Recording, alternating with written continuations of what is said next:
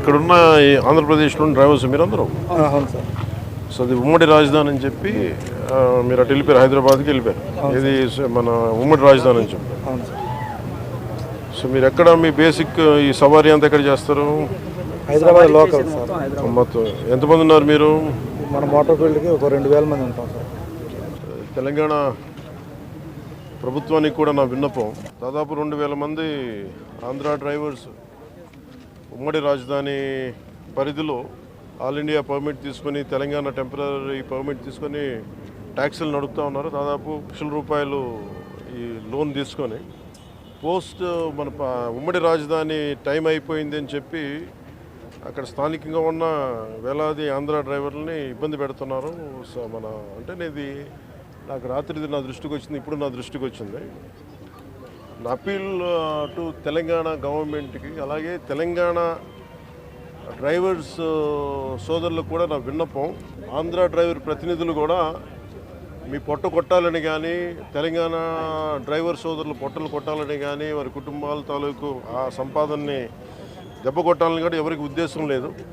కానీ ఉన్న పరిస్థితుల్లో ఇప్పుడు మన ఉమ్మడి రాజధానికి ఉన్నాం కాబట్టి ఉన్న పరిస్థితుల్లో వాళ్ళు లోన్లు తీసుకొని బండ్లు నడుపుకుంటూ వెళ్ళారు, ఇంకా నడుపుకుంటూ ఉన్నారు.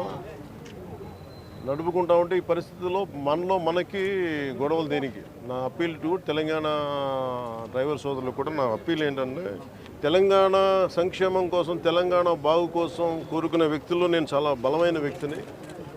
ఆంధ్ర రాజధాని కూడా ఇక్కడ బలంగా ఎందుకు ఉండాలి, లేదంటే ఆంధ్ర అభివృద్ధి ఎందుకు ఉండాలి అని ఎందుకు కోరుకుంటున్నానంటే, భవిష్యత్తులో ఇలాంటి రాకూడదనే, ఉత్పన్నం అవ్వకూడదనే నా కోరిక. అందుకనే ఆ పరిధిలోనే మేము చేసుకుంటూ వెళ్ళిపోతూ ఉన్నాం. 1,00,000-2 లక్షలు లోన్లు తీసేసుకున్నాం.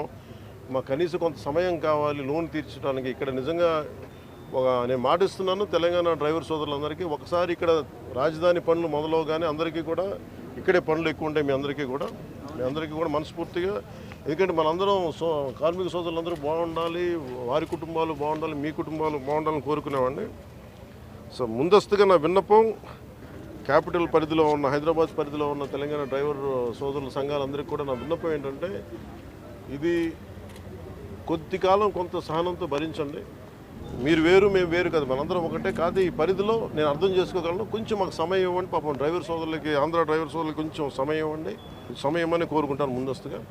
అలాగే తెలంగాణ ప్రభుత్వ సహకారాన్ని కూడా, తెలంగాణ రోడ్ ట్రాన్స్పోర్ట్ డిపార్ట్మెంట్ కూడా నేను కోరుకుంటా ఉన్నాను. దయచేసి మీ పరిధిలో, మీ దృష్టిలో పెడుతున్నాను. అలాగే నా తరపు నుంచి కూడా నేను కన్సర్న్ మినిస్ట్రీ కూడా నేను లెటర్ రాస్తాను. Thank you.